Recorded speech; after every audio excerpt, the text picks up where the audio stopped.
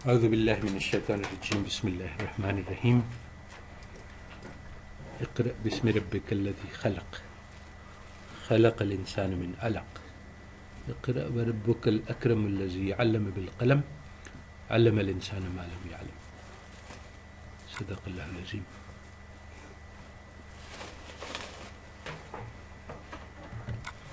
So today I'll be teaching about mathematics. So first we start by discussing what is teaching, what is learning, what is knowledge, because all of these questions you have been taught wrong answers to in the course of your learning.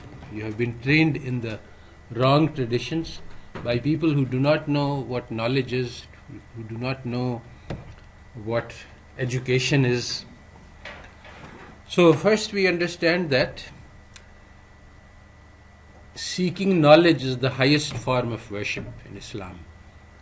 The Prophet ﷺ welcomed somebody who said that I'm here to seek knowledge, and he said that you are blessed because of this search. And the traditions in Islam about the virtue of seeking knowledge are just so many that it would take books to fulfill them. And the reason that the Muslims rose from the bottom of the world in terms of civilizations to the top is because Islam teaches them to be seekers of knowledge, and says that Adam alayhi salam, the angels made sajda to Adam alayhi salam after he was given the knowledge of the names.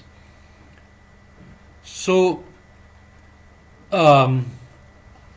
the thing is that since the seeking of knowledge is an act of worship, in order to qualify, the first thing is that the intention of the seeker must be pure.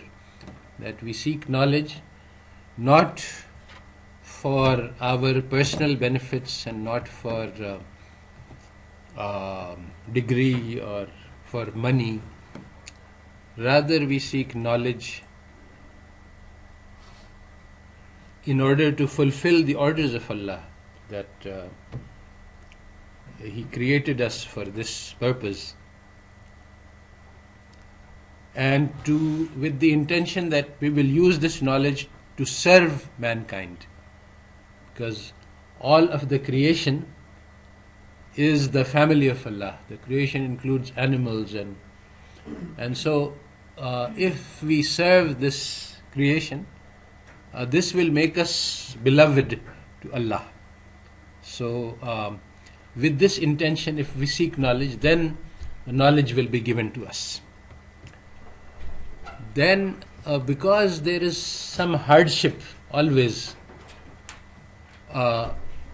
involved in seeking knowledge, so we must generate some mental energy, which requires that we should remember that the value of the knowledge. So that will give us the energy and the motivation that the ink of the scholar is more valuable than the blood of the martyrs.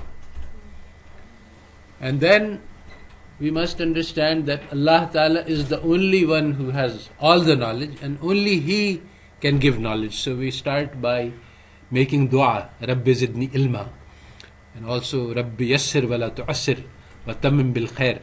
These are and there are many other duas for seeking knowledge.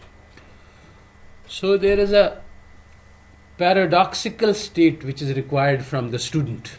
It is a difficult one. It is very different from the one that I was taught when I was in the West, that you should be critical and you should be trying to judge what the teacher is saying and assess whether it's right or wrong and make questions.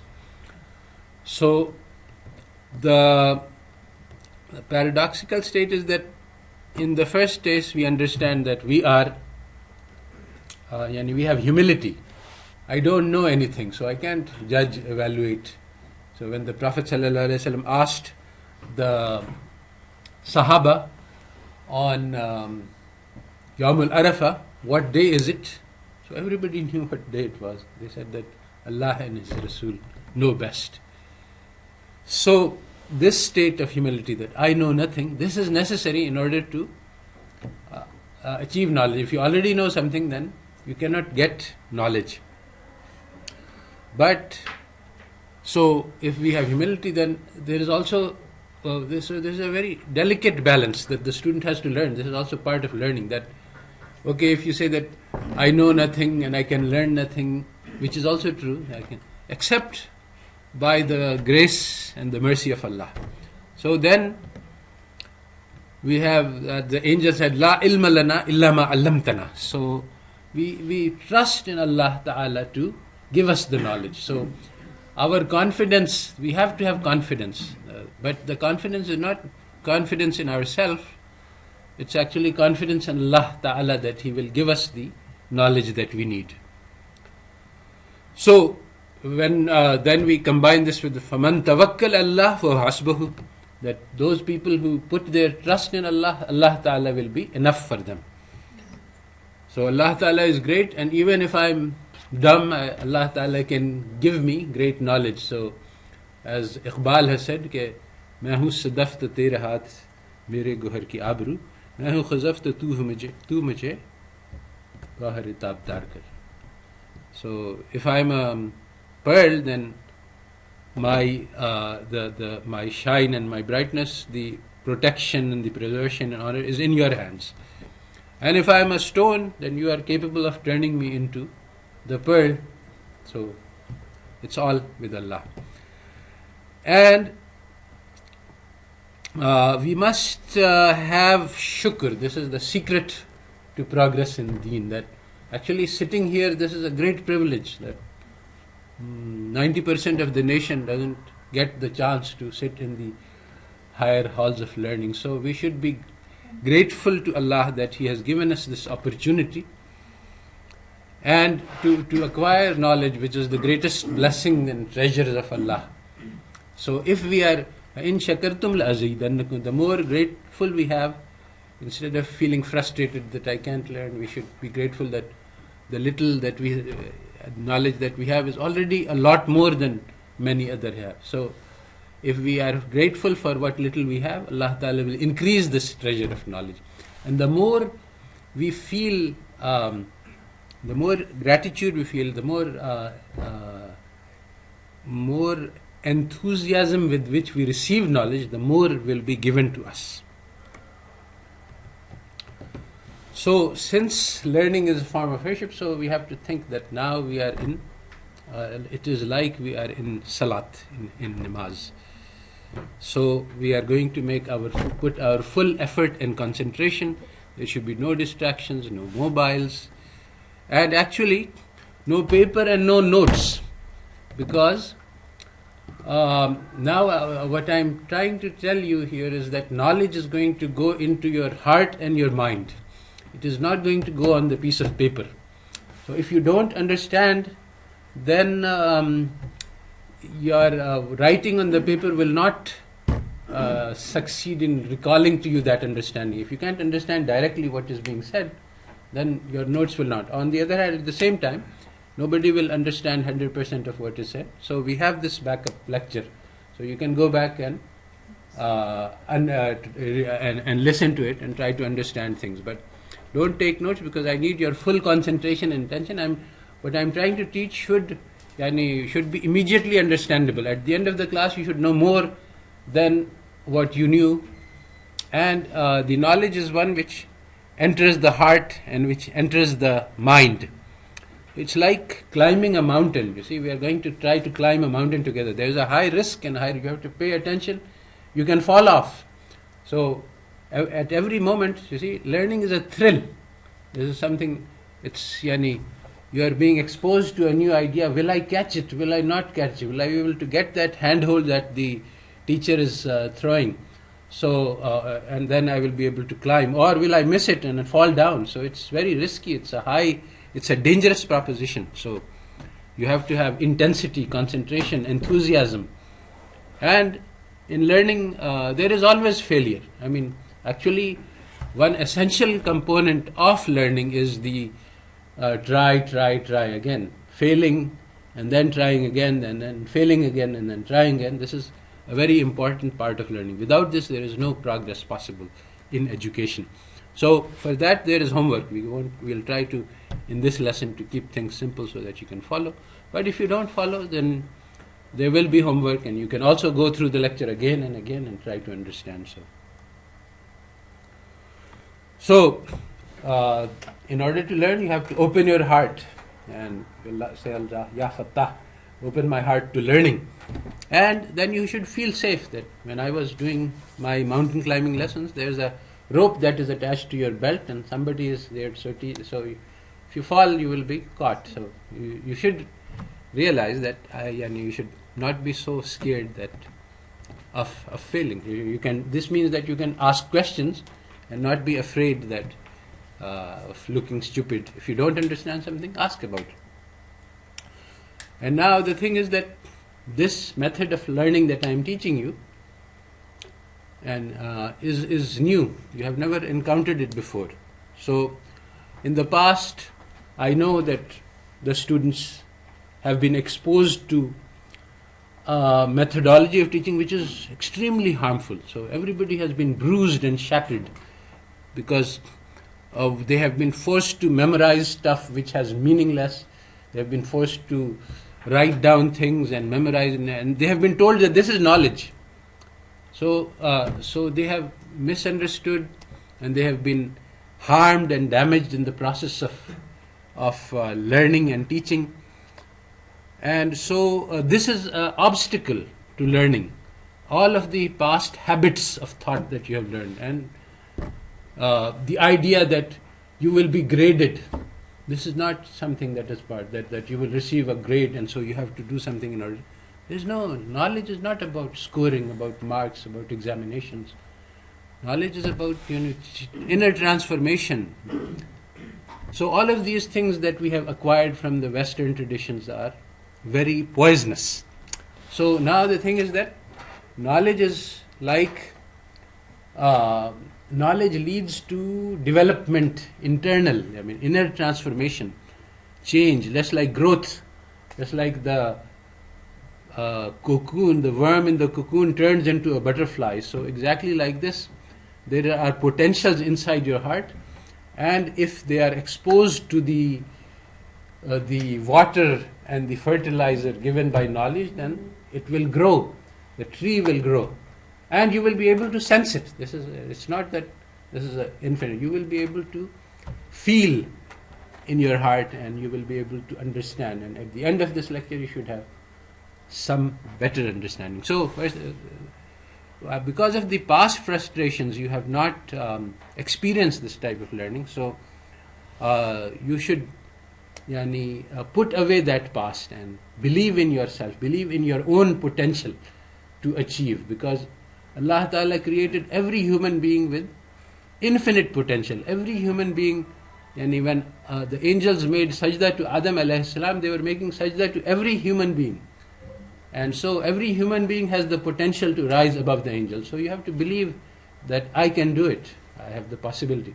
Not because I am something, but because Allah Ta'ala has created man. لَقَدْ خَلَقْنَا الْإِنسَانَ فِي أَحْسَنِ تَقْوِيمٍ ثُمَّ رَدَدْنَاهُ أَسْفَلَ سَافِلِينَ. But we can also reduce ourselves to the lowest of the low. So there is a great potential for upside and also a great potential on the downside. So some of the basic principles is that you have to have dual vision. On the one hand, the journey that we have to go is very far. The goal is very distant. It's 1,000 miles and even more. The peak is very, very far away. So when you look at it, you feel discouraged. How can I reach there? So, but you should have ambition. Not that I can do something, but Allah Ta'ala can take me to the greatest heights. But if you watch there and you don't watch where you're going, you will fall down. So a journey of 1,000 miles begins with a single step. So you have to take that. You have to focus, concentrate on the step. You just make that one step. And basically this is how learning takes place. One step at a time. Every step is easy. So there is no difficulty. But at the same time, you can't focus on the step alone, because then step will be in the wrong direction. So you have to have simultaneously looking at the goal, which is 1,000-mile distance, and make sure that you're looking at where you are so that the step is in the right direction. If you forget the goal, then your step will go this way and that way.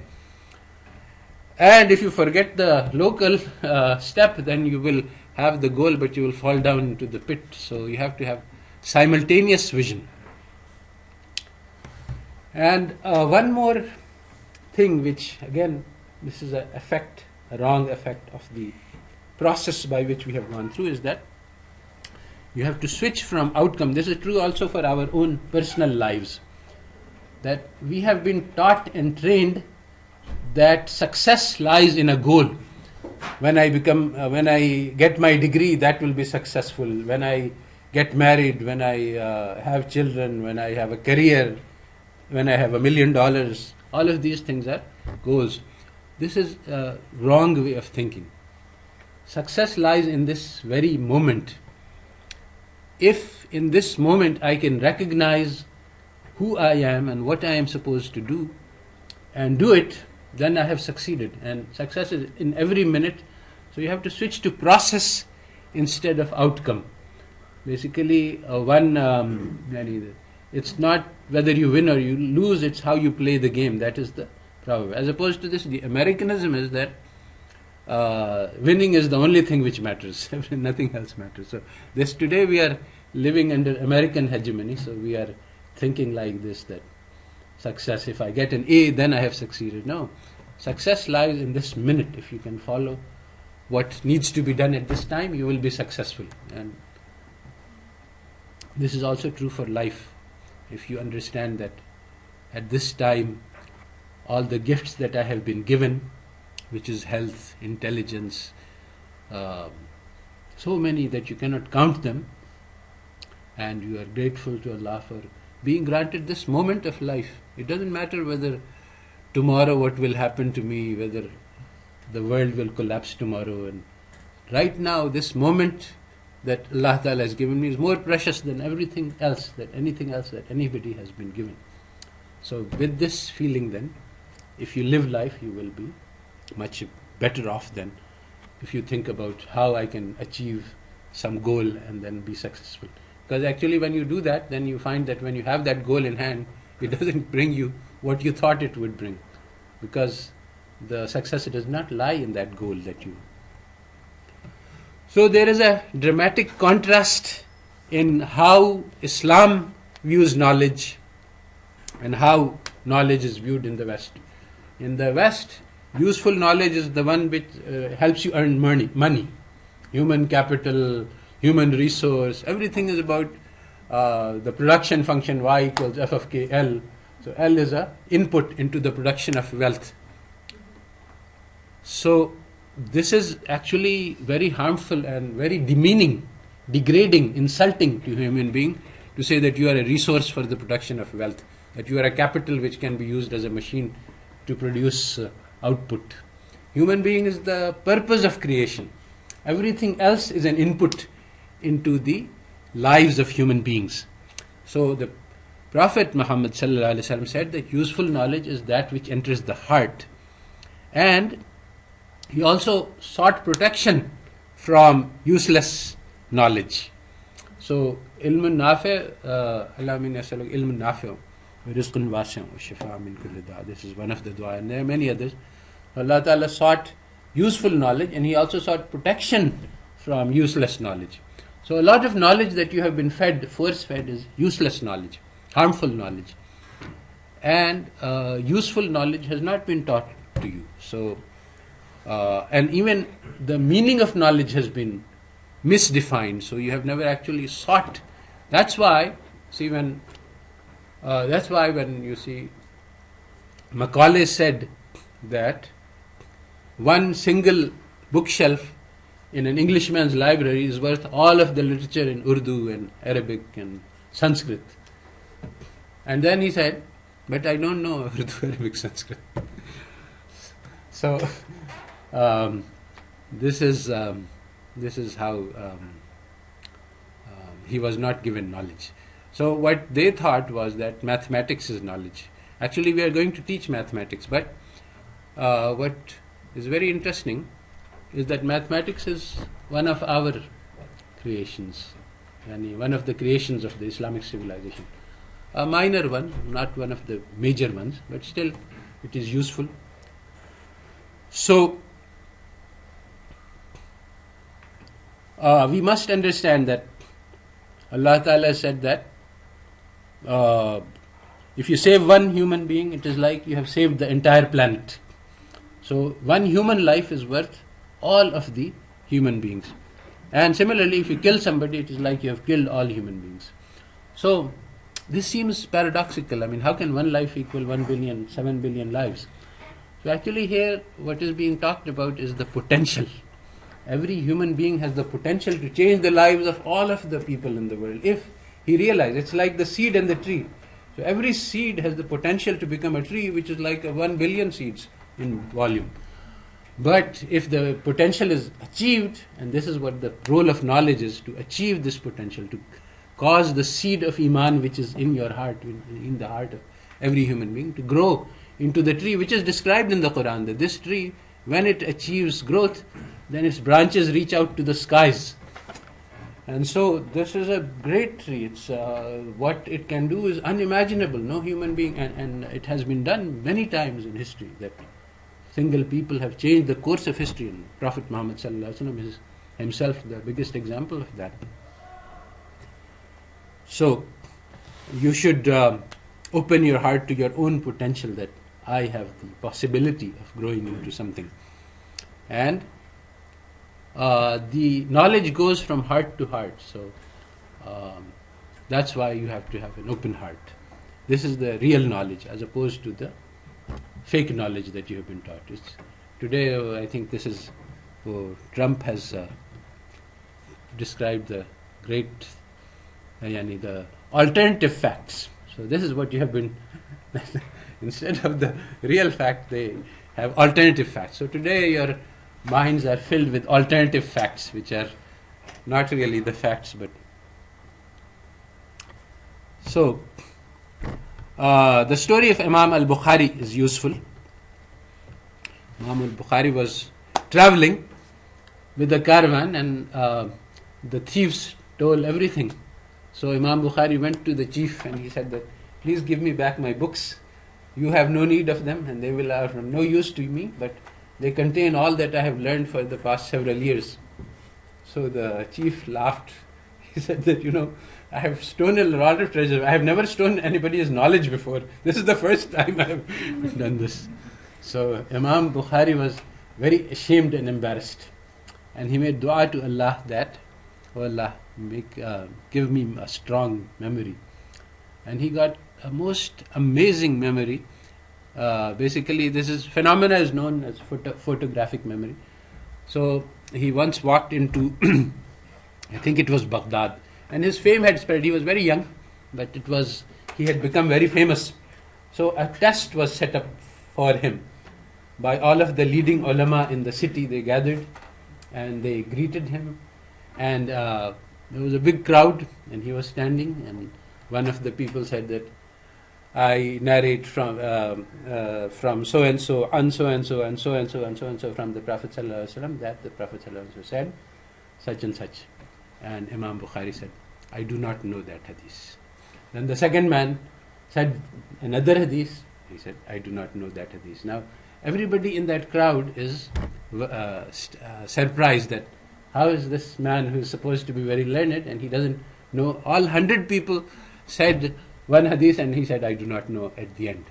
Then when all of them had finished, he said, turned to the first man, he said that you said such and such and such and such and such and such, and that was wrong. And actually what they had done was that they had switched the narrators, or missed one chain of the narration, or changed some words, very slight changes, which is actually very difficult to detect because you don't have an exact number. So he said that this is what you said, but the true correct hadith is this one. And then he said, this is what you said, but the correct hadith is this one. So that was it was a miraculous thing. So knowledge enters the mind and heart, and only that knowledge which enters the heart and mind is useful. Knowledge which is on your piece of paper is no use. So put it away and trust in your own ability to understand and learn. And learning occurs in very small steps. And you can recognize those steps. You can understand that I am learning something or not. So this thing that I will listen to something and then maybe I will figure it out later. This is not a correct idea. This is because you have not been trained in the right way. So, but this is important that you should use this to give yourself positive reinforcement, because you have been mistrained in this way, that you have been fed a lot of material that you never understood, and so you have come to think of things that knowledge is something which is undigestible, and also that I am incapable of understanding knowledge. Both of these things have entered your heart because you have been given material which is out of sequence, impossible to learn, untrue, and basically it's just parrot-like learning that you have been given. So you have been systematically conditioned not to learn. So now in order to build up back your confidence, you have to give your own self positive reinforcement. When you understand something I say, you should say that, okay, that's good, I am understanding something, and so I am capable. So this is a short lecture on Islamic education principles. I have many other lectures. The first lecture in my course, usually I take hour and a half to explain. So there are many other lectures, and if you will listen to them, there are many other. Islamic education itself is a topic which could take a whole course to cover the principles for the students, the principles for the teacher. So Hazrat Umar Radhiyallahu Ta'ala said that Iman is between hope and fear. He said that if it was announced on the Day of Judgment that only one person is going to go to Jannah and everybody is going to go to Jahannam, I will have the hope that maybe it will be me. And at the same time, if it is announced that everybody is getting into Jannah except for one person, I will have the fear that maybe it will be me who will be. So at both extremes at the same time. This is a difficult thing, but learning is difficult. So there is this story of, this is actually a true story, some years ago, and I think they do this every 4 years or so. They take math tests of math skills in 16-20 countries. So they tested it and they found that the math skills in USA, high school I think, were the lowest of all the 20 countries. And the Japanese had the highest skills in terms of mathematics. Then at the end of the test, they had a question, how well do you think you did in this exam? So the Americans scored the highest and the Japanese scored the lowest. So there was an inverse relationship between the confidence and the skill. So that is not good. Neither Japanese example is good, nor the American example is good. In America, they focus a lot on developing self-confidence, and in Japan, the students commit suicide when they cannot get good scores. So both are unbalanced. You need to have a match between your skill level and your confidence level. And as your skills increase, your confidence should increase. And it's a mutually self-supporting process. As your skills increase, your confidence will increase. And as your confidence increases, this will also increase your skills.